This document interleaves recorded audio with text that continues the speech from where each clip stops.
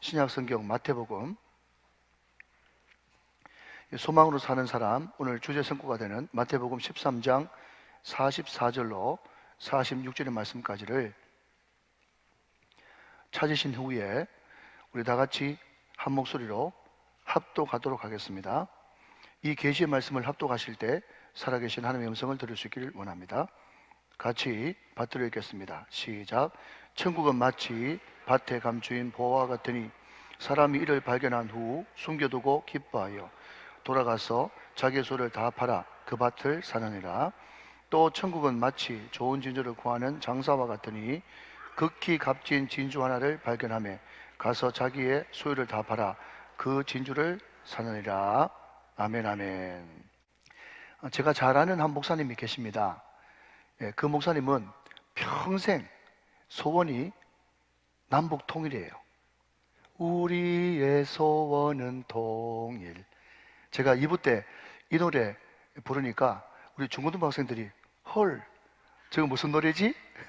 전혀 모르더라고요. 그렇게 아름다운 가사인데 왜 모르는지 모르겠어요. 우리 어릴 때는요, 늘 6월달만 되어지면 호국 보훈의 달 그래가지고 우리의 소원은 통일, 꿈에도 소원은 통일, 그 노래를 목 놓아 불렀던 그런 기억이 납니다. 그러면 이 목사님이 꿈에도 소원이 통일인데, 그러면 이 목사님이 굉장한 애국자냐? 물론 애국자이기도 하지만 제가 이야기를 가만히 들어보니까 이유가 엉뚱한 데 있었더라고요. 자기 어머니의 고향이 이북 평안도 해주인데, 어머니가 6월달만 되면 마치 녹음기 틀어놓던 것처럼 수십 년 동안 계속 반복해서 똑같은 말을 하시는데, 그게 뭔가 하면요, 자기 친정이 너무 잘 살았다는 거예요. 자기 친정이 얼마나 잘 살았는가 하면 끝도 안 보이는 가수원이 2개, 그리고 평안도 해주역에 사람이 한 200명 들어갈 수 있는 여관, 여러분 그때 러브호텔 아닙니다.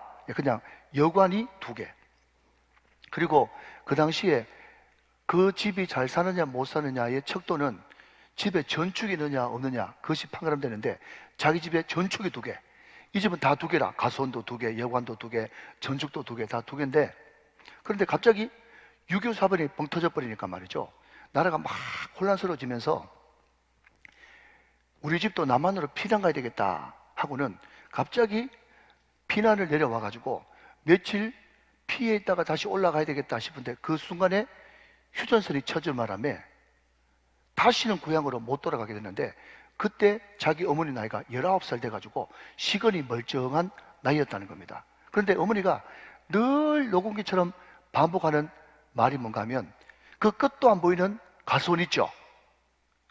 여보세요? 가수원 있잖아요.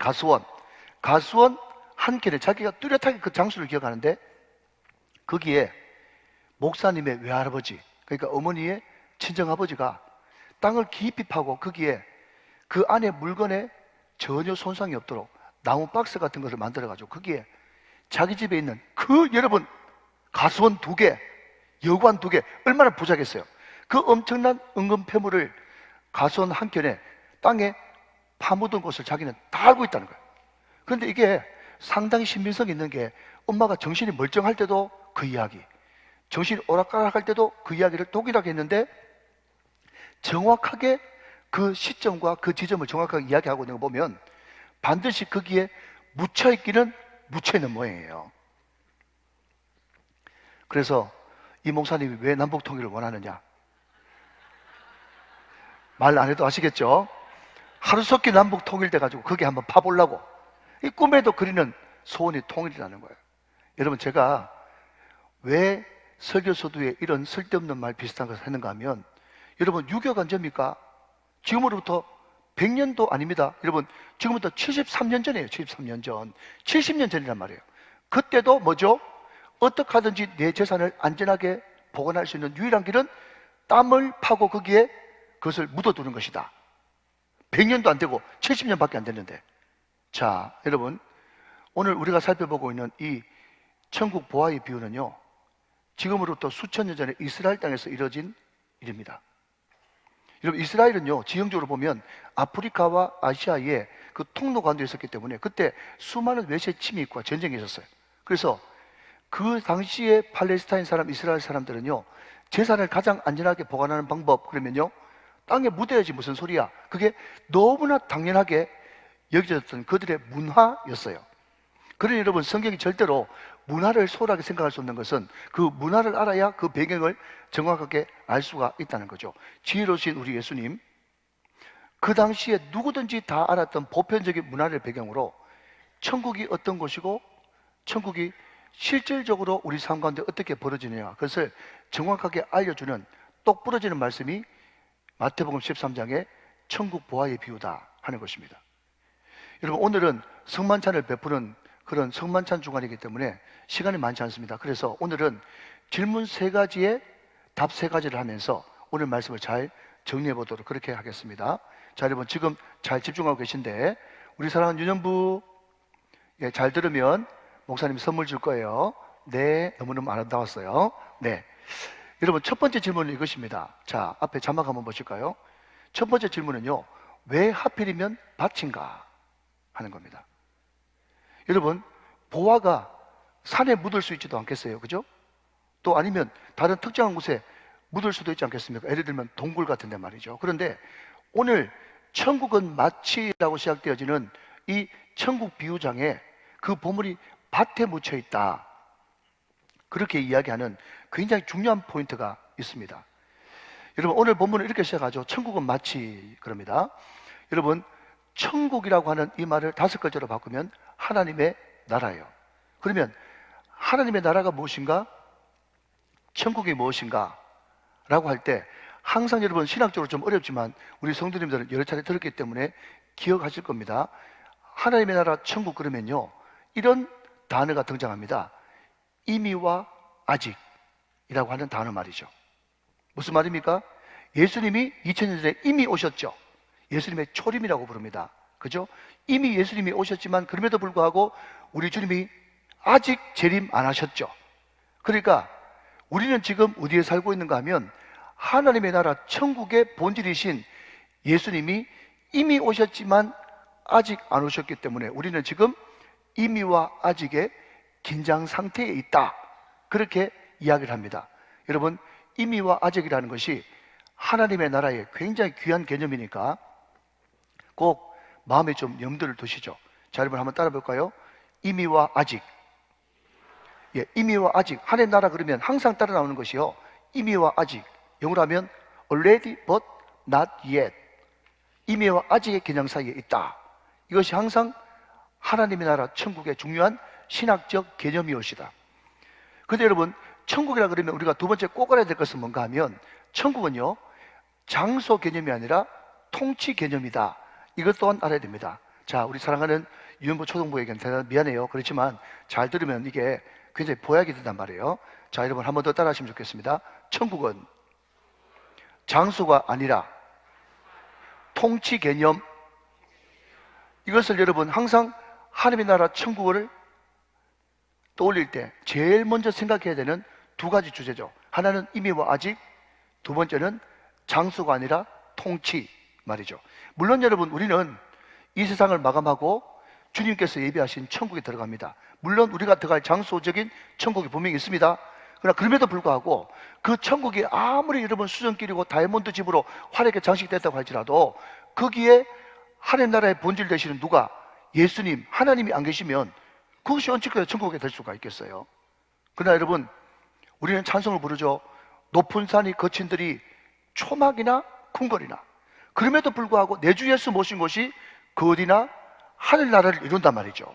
여러분, 우리는 아무리 환경적으로 좋지 않은 환경에 내동댕이 쳐 있다 할지라도 그곳에 하나님께서 함께 계시면 우리는 이미 천국을 경험하고 있는 것입니다. 그리고 여러분, 여기에 또 등장하는 보화지 않습니까? 자기는 죽었다 깨어나도 살 수 없는 그 어마어마한 보화. 그 보화가 있기 때문에 우리는 어떤 대가를 지불하더라도 그 밭을 사야 되겠죠? 그 보화 때문에 말이죠. 그러면 여러분, 누구와도 바꿀 수 없는 보화, 그분이 누구십니까? 예수님이죠.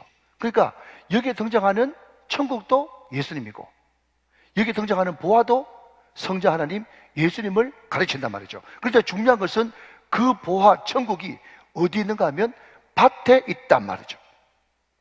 여러분, 오늘 본문에는 눈 씻고 찾아봐도 농부라는 말이 없습니다. 그죠?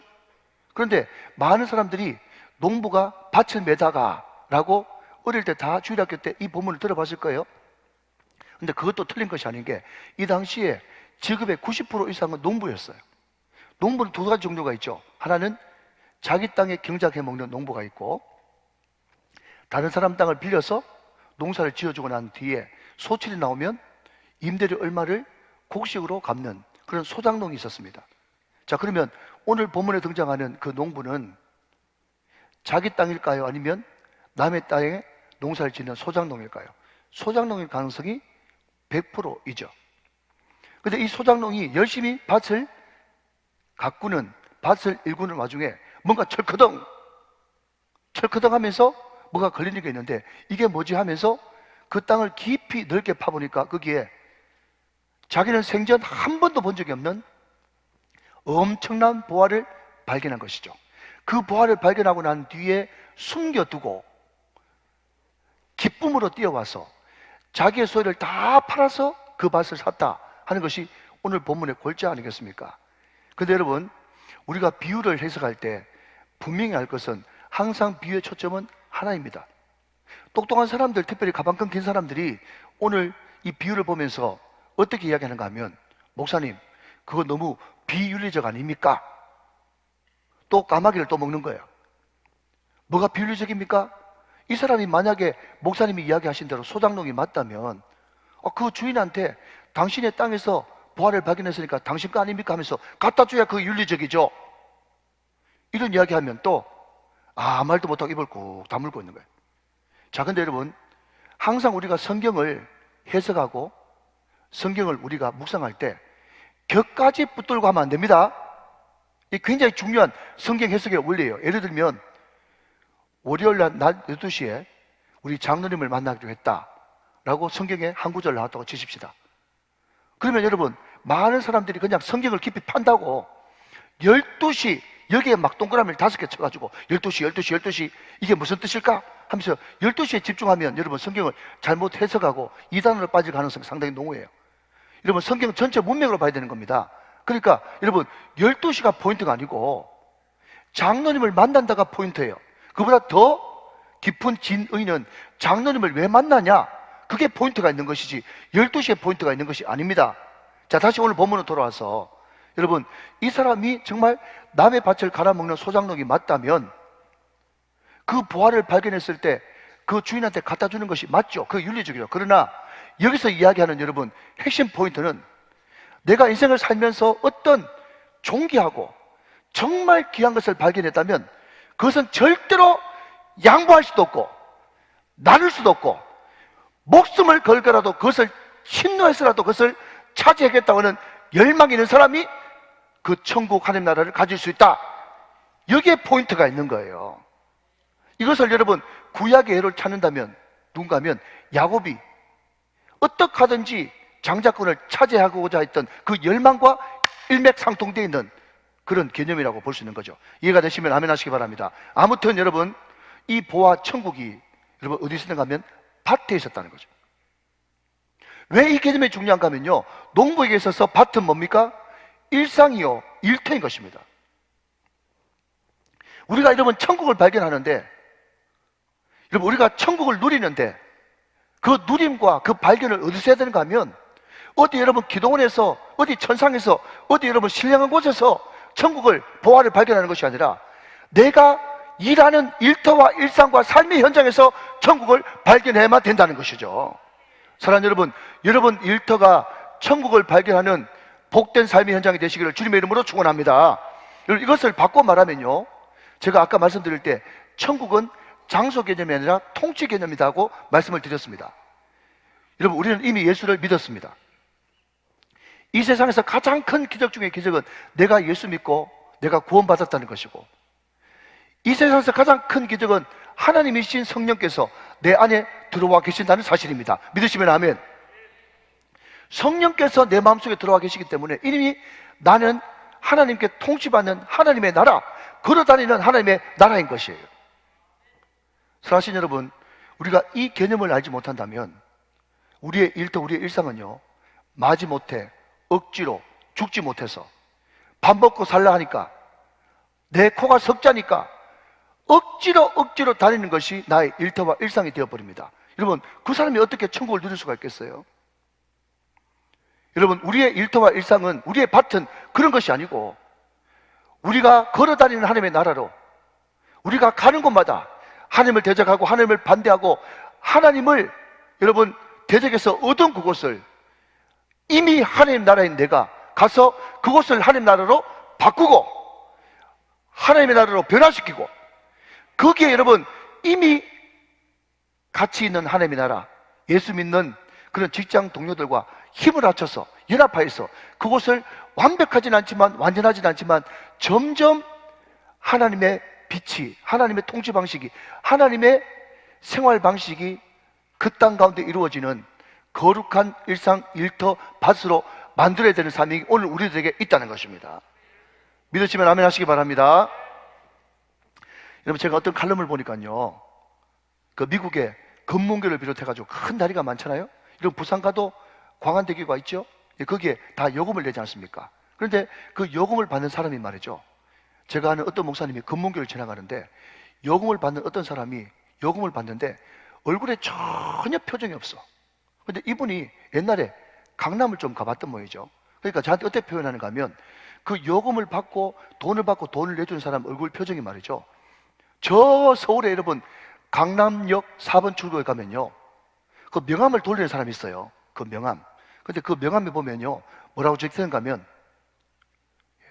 일수 빌려드립니다, 그런 명함이 있어요. 혹시 일수 아시나? 예, 일수 빌려드립니다. 근데 그 사람들은요, 그냥 자기한테 주어진 시간에 그 명함을 다 돌리는 것이 자기 사명이기 때문에 그게 전혀 요즘 애들 말로 영혼도 없고, 그냥 보는 사람들마다 일수 빌려드립니다, 일수 빌려드립니다. 전혀 표정이 없어. 전혀 표정 없는 그런 모습으로 그냥 돈을 받고 돈을 주고 이렇게 한다는 거예요. 냉랭해요. 그 목사님이 그 사람을 보면서 참 불쌍하다, 안 됐다, 왜 저렇게 재미없게 직장생활을 하느냐, 그런 생각하고 있었는데, 그 며칠 뒤에 또 그 금문교를 지나갈 일이 있었는데, 여러분 이번에는요, 어떤 흑인 아저씨가, 뚱뚱한 흑인 아저씨가 그냥 서가지고 귀에 헤드폰 같은 거를 끼고 말이죠, 일을 하는데, 여러분 혹시 아십니까? 그 흑인 특유의 그 오예 있잖아요, 그죠? 그 리듬, 웨이브, 막 춤을 추면서 말이죠, 막 콧노래를 부르면서 찬양 비슷한 걸 틀어놓고 막 춤을 추면서 그 일을 하더라는 거예요. 그러면서 돈을 줄 때도 돈을 받을 때도 막 축복을 하고 God bless you 하면서 말이죠, 오늘도 좋은 하루 되시라고 막 하는데, 예수 믿습니까? 안 물어봐도 딱 보니까 하나님의 나라가 그 사람 가운데 임해 있더라는 거예요. 사랑하는 여러분, 오늘 보아가 밭에 묻혀 있다는 사실, 왜 하필이면 밭인가? 그 밭은 이 사람에게, 농부에게 있어서는 일상이고 삶의 현장이고 일터라는 것입니다. 여러분 확신하십시오. 예수님이 이 땅에 오심으로 이미 하나님 나라가 여러분 가운데 임했습니다. 여러분은 걸어다니는 하나님의 나라가 되었습니다. 그러니까 여러분의 사명, 저의 사명은요, 그 일터에서 늘 똑같이 나가는 반복되는 일상이고 일터지만, 그럼에도 불구하고 거기서 하나님의 나라를 발견해야 되는 것이고, 거기서 그 현장을, 그 장소를 거룩한 땅 하나님의 나라로 바꾸어 나가는 사명이 오늘 조화일부에게 있다는 사실을 명심하시고, 날마다 하나님의 통치를 늘 충만하게 받을 수 있는 저와 여러분 다 되시기를 주님의 이름으로 축원합니다. 축복합니다. 자, 두 번째 질문입니다. 한 걸음 더 나가서, 자, 두 번째 질문은요, 이 보아는 같이 한번 읽어볼까요? 시작. 과연 찾아낸 것인가 발견한 것인가 하는 것입니다. 여러분 어려운 질문 아니죠? 자, 여러분 이 농부가 이 보아를 발견했어요? 아니면 작심을 하고 찾아냈어요? 발견한 것입니다. 발견한 것이에요. 여러분 그런 예는 너무너무 많죠. 그 최민수 어머니 나일슨 권사 같은 경우도 그 옛날에 영화할 때 무당 역할을 많이 했다고 하지 않습니까? 무당 역할을. 그래서 자기 마음이 우울해가지고 무당한테 가가지고 이제 자기 전보러 간단 말이죠. 그 무당이 그러더랍니다. 너 앞으로 무당 돼야 되겠어, 신내림 받아야 되겠어, 그렇게 얘기하니까, 아, 나는 무당 역할을 많이 했을 뿐이지 나는 무당 되긴 절대로 싫다고. 그러니까 무당이 그러더래요. 너 무당 되기 싫으면 교회 가, 그러더래요. 무당이 교회 가라 그래가지고 갔다. 이런 사람이 한둘이 아니에요. 어떨 때는 마음이 우울해가지고 교회 찾아나와서 그냥 자기도 알지 못한 하나님 이름을 불렀는데 갑자기 마음속에 평안이 쫙 넘치면서 저 강대상 뒤에서 나오는 그 십자가에 그 은은한 불빛이 나를 쫙 둘러 비치면서, 여러분, 전라도 버전으로 그 사람 마음속에 이렇게 고백했다는 거 아닙니까? 음에 내가 있어야 될 곳이 여기구만. 그래서 여러분, 예수 믿는 사람도 많죠? 여러분, 저만 해도 말이죠, 저는 예수 예자도 모르고 교회 교자도 모르는 집안에 태어났는데 제 친구를 통해서 어느 순간 잡아 이끌려서 내가 예수 믿고 목사까지 되었습니다. 그러니까 제가 아는 수많은 사람들 가운데 아내 때문에, 남편 때문에, 자녀 때문에 사업이 안 돼서 건강이 안 좋아서 수백 수천 가지의 케이스 바이 케이스에 여러분 애가 있지만, 그럼에도 불구하고 여러분, 우리는 우열을 가장한 필연으로, 어떤 사람은 이것을 천둥 같은 사랑, 벼락 같은 사랑이라고 이야기하더라고. 내 여사와 전혀 상관없이 나에게 천둥 같은 사랑이 임했던 것입니다. 여러분, 이것을 C.S. 루이스는 뭐라고 했는가 하면, 예기치 않는 기쁨을 내가 맞이하게 되었다. 여러분, 이것은요, 찾아낸 것이 아니라 하나님께서 발견한 것이죠. 하나님께서 찾아오신 거예요. 여러분, 이 천둥 같은 사랑, 이 벼락 같은 사랑, 여러분, 예기치 않는 기쁨을 맞이한 사람들은요, 누가 그렇게 하지 말라 그래도 자기의 소유를 다 팔아서 여러분 그 밭을 사는 것은 너무나 당연한 것입니다. 당연하죠. 여러분, 제가 당연하다는 말을 3번 했습니다. 그죠? 당연한 게 뭡니까? 바보 아닌 일상 그 정상이란 말이죠. 자, 여러분 보십시오. 그런데 중요한 것은 그 농부가 밭을 샀지 않습니까? 자, 잘 대답하셔야 됩니다. 우리 유년부 애들도 다 맞출 수 있어요. 이 농부가 철커덩 가지고 파보니까 보화를 발견했는데, 그 보화를 발견하고 난 다음에 다시 숨겨두고 자기 전 재산을 다 팔아가지고 그 밭을 샀잖아요. 자, 이 다음 질문 나갑니다. 그러면 이 농부가 밭을 보고 밭을 샀습니까? 보물을 보고 밭을 샀습니까? 보물을 보고 밭을 샀죠. 우리 유년부 친구들이 너무 똑똑해요. 자, 상품권 1개 선생님 주세요. 제가 드릴 테니까. 우리 유년부 친구가 뭐라고 얘기했는가 하면 보물을 보고 밭을 샀대요. 그러니까 여러분, 보물을 보고 그 밭을 사는 것은, 이것은 상식이고 당연한 거고, 안 사면 바보 멍청이에요. 그러니까 여러분, 그 보물이 있는 것을 알고 밭을 샀는데 그것을 아이고 잘했구나 칭찬할 수 있습니까? 그것은 당연한 것이에요. 제가 몇 번 당연하다고 강조했잖아요. 무슨 말인가 하면요, 여러분, 우리가 진짜 천둥 같은 사랑을 받은 것이 맞다면, 벼락치는 사랑을 받은 것이 맞다면, 나에게 전혀 기쁨이 없는데 예기치 못한 기쁨이 나한테 찾아와서 그것을 내가 지금도 누리고 있고 앞으로 천국 가서 그 놀라운 특권을 내가 받을 것이 확실하다면, 우리는 전혀 주님께 드리는 헌신, 충성, 이것이 헌신이 될 수 없고, 여러분, 희생이 될 수 없고, 충성이 될 수 없고, 당연히 드려야 될, 마땅히 드려야 될 우리의 일상이라는 것입니다. 믿으시면 아멘. 여러분, 그 엄청난 사랑을 받았는데 그 앞에서 우리가 무슨 헌신이니, 여러분, 희생이니 그런 단어를 쓸 수가 있겠습니까? 여러분, 오늘 우리는 마태복음 13장을 펼쳐놓고 있는데요, 마태복음 13장은 7가지 비유가 나옵니다. 그런데 첫 번째, 두 번째 비유 짝, 세 번째, 네 번째 비유 짝, 그리고 오늘 본문에 등장하는 5번째, 6번째 천국 보화 비유와 진주 비유가 짝이고요, 마지막 7번째 그물 비유가 따로입니다. 그러니까 둘씩 다 짝이에요. 자, 여러분, 그런 의미에서 여러분, 오늘 본문 44절 말씀을 한번 보시면, 천국은 마치 밭에 감추인 보화와 같으니 사람이 이를 발견한 후 숨겨두고 기뻐하여 돌아가서 자기의 소유를 다 팔아 그 밭을 사느니라. 이런 볼펜을 쓰신 분들은 그게 다 팔아, 거기에 밑줄 그으시고 1이라고 한번 적어놔 보시고요. 자, 1이라고 적으시고요. 자, 46절 넘어갑니다. 46절. 극히 값진 진주 하나를 발견하며 가서 자기의 소유를 다 팔아 그 진주를 사느니라. 거기에 다 팔아, 거기에 2 라고 적어두시면 좋겠습니다. 자, 여러분, 헬라를 굳이 알 필요 없어요. 그런데 여러분, 이것을 설명하기 위해서는 헬라 원어가 좀 필요한데요. 44절 1의 다파라는요, 헬라어로 폴레오라는 단어를 씁니다. 폴레오. 그런데 우리 한글 성경에는 46절도 다파라인데, 이 다파라가 헬라 원문에는요, 피플라스코라고 하는 다른 단어를 씁니다. 뭔가 이상하잖아요? 다 같은 다파라인데 헬라 원어가 다르다. 이상하면 거기에 깊은 의미가 있다 하는 겁니다. 자, 여러분 이제 저를 한번 보십시오. 먼저 여러분 45절 말씀 한번 보시면, 또 천국은 마치 좋은 진주를 구하는 장사와 같으니, 여기 장사할 때 여기도 두 가지 의미가 있는데, 일부러 여러분 성경은요, 사도 마태는 이 장사라고 하는 단어에 독특한 단어를 썼습니다.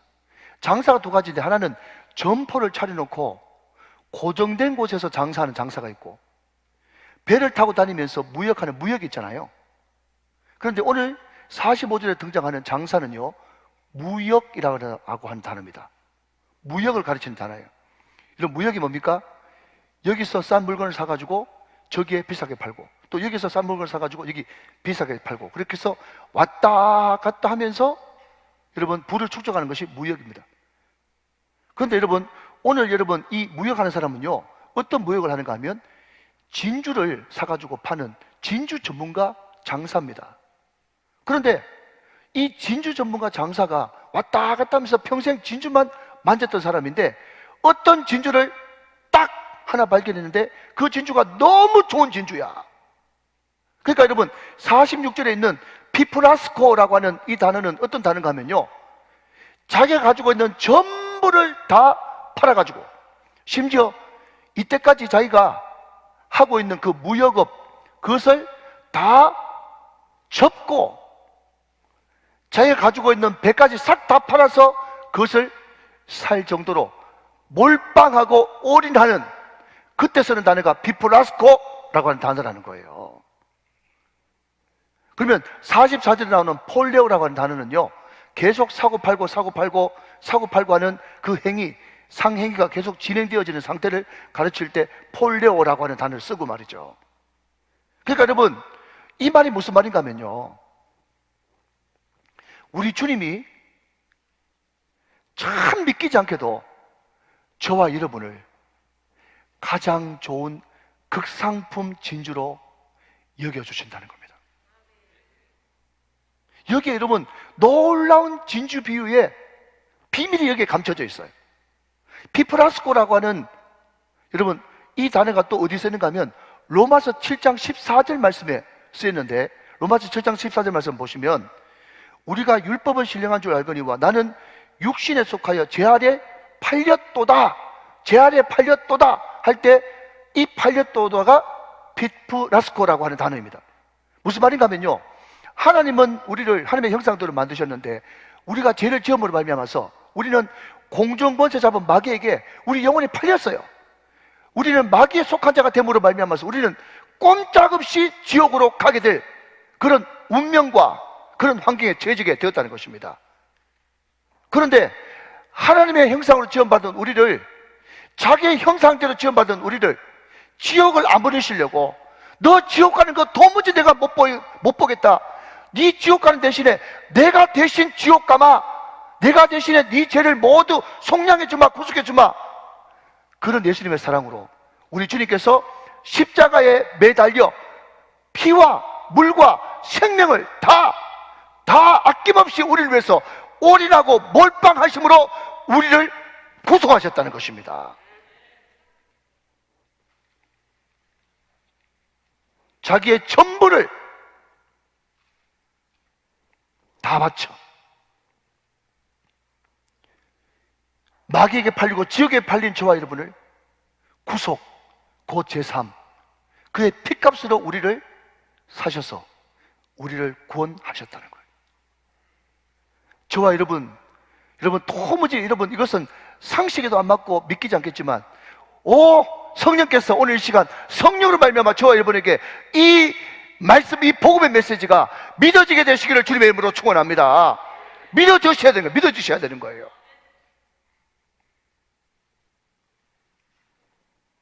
그 엄청난 희생, 그 엄청난 헌신, 우리 주님의 그 엄청난 희생과 헌신 덕분으로 우리가 하나님의 사신받은 진주가 되었어.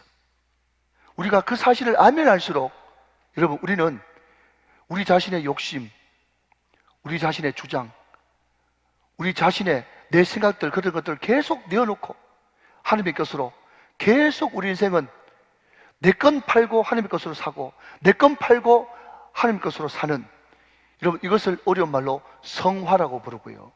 여러분, 이것이 바로 순종의 길이고요. 이것이 바로 나를 부인하고 십자가를 지는 삶이라고. 오, 주님께서. 네. 이 복음의 메시지가 중요하긴 중요한 것 같습니다. 네. 다시 한번, 우리 주님의 올인하는 그 희생이 있었기 때문에 그 사랑이 나에게 다가와 그 사랑에 겨우면 겨울수록 내 고집, 내 주장, 내 욕심을 내려놓고 점점 하나님의 것으로 점점 사고 하는 이것을 우리는 성화라고 부르고 순종이라고 부르고, 자기를 부인하고 주님의 십자가를 지고 따라가는 제자도라고 부르는 것입니다. 자, 이제 마지막 질문입니다. 그런데 목사님, 저도 처음 예수 믿을 때는 참 기뻤습니다. 그런데 요즘에는 그 기쁨을 잃어버렸습니다. 어떻게 하면 좋죠? 여러분, 이런 질문은 누구나 다 할 수 있죠. 제가 방금 누구나라고 말씀드렸습니다. 왜냐하면 우리는 이미 예수님이 오셨지만 아직 예수님이 안 오셨기 때문에 우리는 이미와 아직의 견장 사이에 살고 있다고 말씀을 드렸습니다.